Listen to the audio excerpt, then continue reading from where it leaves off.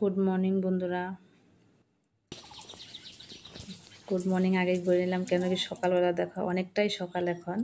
তো দেখো আমাদের এইখানে গেট কারো খোলা হয়নি, হয়তো একদম জেনে উঠেছে। আমি অত সকালে উঠি না, তো 7টা বেজে যায় বা 6:30। আজকে 6টার মধ্যে ঘুম থেকে উঠে গেছি আর একটু হাঁটাহাঁটি করে নিচ্ছি, তো ভালোই লাগছে। তো দেখো এখানে একটা গাছ আছে আমার, মানে মানি প্ল্যান্ট গাছ। তো টাকার জন্য মানি প্ল্যান্ট গাছ অনেকেই বলে টাকা আসে, আর আমি যখন বাজারে গেছি ওটা কিনতে গেছি, তখন বলছিল যে দিদিবাবু দিয়ে এটা নিয়ে যাও, মানি আসবে। তো আমাদের অবস্থা দেখতেই পাচ্ছ, আমার হোম ট্যুরটা কীরকম দেখতে। তো হোম ট্যুর তো সবাই যেরকম হয় সেরকম ঠিক আছে, কোনো ব্যাপার না, কিন্তু মানি প্ল্যান্ট গাছটা তখন বলতো বিশ্বাস লাগতো, সত্যিই তাই। এটারও একটা গল্প আছে, তো আজকে অতটা বলবো না। তো মানি প্ল্যান্ট আমার কীরকম কী মানে হয়েছে, সত্যিই তাই, কিছু না কিছু হয়। সেটা যদি জানতে চাও কমেন্টের মাধ্যমে জানিও। একটা গল্প, ছোট্ট একটা গল্প আছে এটার ভিতরে, তো আমার ঘটেছে সেটা, তো তোমাদের সাথে শেয়ার করব যদি এরকম সুযোগ হয়। তো আজকে আর ওটার নিয়ে কথা বলবো না। দেখো রুম যেহেতু হোম ট্যুর, মানে হোম ট্যুর সব একসাথে দিচ্ছি আজকে, অতটা দেখাবো না, এই রুমটাই দেখাবো। আর হোম ট্যুর মানে আমার রুমও কম্পিউটারে, হোমও কমপ্লিট হয় না যেহেতু, তো হোম ট্যুর কী করে দেব ভাবলাম যে একটু দেখিয়ে দিই এক ঝলক। তো অনেকের কাছে এটা হাস্যকর মনে হবে যে হোম ট্যুর আবার দিচ্ছে, যেহেতু নতুন, বেশি পুরানো নয় আমি, আর ব্লগ অত বানাতেও পারি না। তো কিছু করার নেই, যার যেরকম আছে আমি মনে করি সেটা নিয়ে খুশি থাকা ভালো।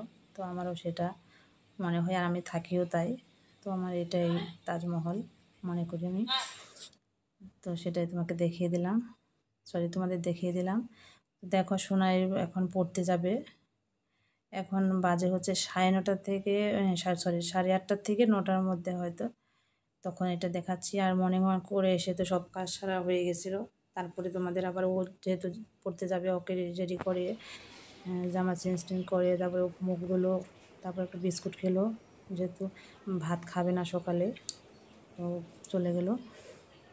এবারে তোমাদের রুমটা একটু দেখিয়ে দিচ্ছিলাম, সেটা দেখালাম। বিছানাপত্র সব তোলা হয়ে গেছে, সেটা দেখিয়ে দিলাম। দেখো কুকুরটাকে নিয়ে যাচ্ছে, কুকুরটা খুব ভালোবাসে, মানে আমাদের বাড়ি ছিল একদিন, ওর জন্য পরিচিত হয়ে গেছে। তো এইগুলো দিয়ে থাকে কুকুরটা। তো চলে গেছে ও। তো এখন একটু চা খেয়ে নিচ্ছি। গরমের মধ্যে চা খেতে ইচ্ছে করে না, ঠান্ডার দিনে মানে ভালো লাগে চা খেতে, কিন্তু কি করব, একটু খেতেও ইচ্ছে করে, যে চা ছাড়াও ভালো লাগে না। মেয়েও ভালোবাসে, তো ওই জন্য আমি বানাচ্ছি, একটু চা খেয়ে নেই, শরীরটা চাঙ্গা হয়ে যাবে।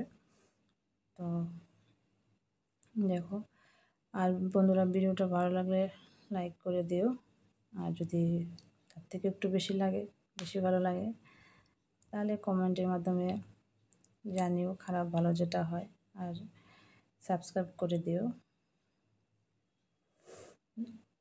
দেখো বন্ধুরা, এখন চাটা হোক, চাটা খেয়ে একটু রেস্ট নিয়ে, রান্না আছে, সেই রান্নার জোগাড় যন্ত্র করতে হবে। তো আজকে রান্না করব হচ্ছে মাছ। মাছ হচ্ছে কি ওই কাতল মাছ আছে, বেশি নেই, 4 পিসই মনে হয় আছে ফ্রিজে। তো ওই 4 পিস রান্না করব। আর গরমের মধ্যে আর কি করব ভাবছি, কিছু করব না। তো যেহেতু আমরা 3 জনই খাবো, বাড়িতে আর কেউ, মানে আমার বরের কথা বলছি, ও বাড়িতে নেই, তো হয়ে যাবে আর কি। তো কী বলবো, আর আমার বাড়িটা আজকে যেহেতু একটু এক ঝলক দেখিয়ে দিলাম, তো কেউ মাইন্ড করো না যে এরকম বাড়ি আবার দেখাচ্ছে কি। তো আমারও মনটা কেমন খারাপ লাগছে, যাই হোক, তো আমার যেটা আছে সেটাই নিয়ে আমি খুব হ্যাপি। তো তোমাদের কারো খারাপ লাগলে আমার কিছু কী বলবো আর। দেখো যাই হোক, আমি এখন একটু ভাত খেয়ে নিচ্ছি। এটা হচ্ছে পান্তা ভাত, কালকের অল্প একটু ভাত ছিল, সেটাই খাবো এখন।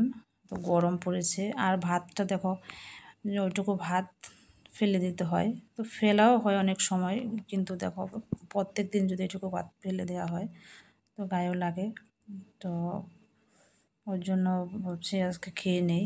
আর কি বলতো, বাসমতি চালের ভাত না, আমরা যেহেতু বাসমতি চালটাই খাই, তো বাসমতি সরু চালের ভাতগুলো থাকে না, ওটা হচ্ছে নষ্ট হয়ে যায়, একটু ঘামলেই না নষ্ট হয়ে যায়। সেটা যদি জল দিয়েও রাখি তো ভাতটা।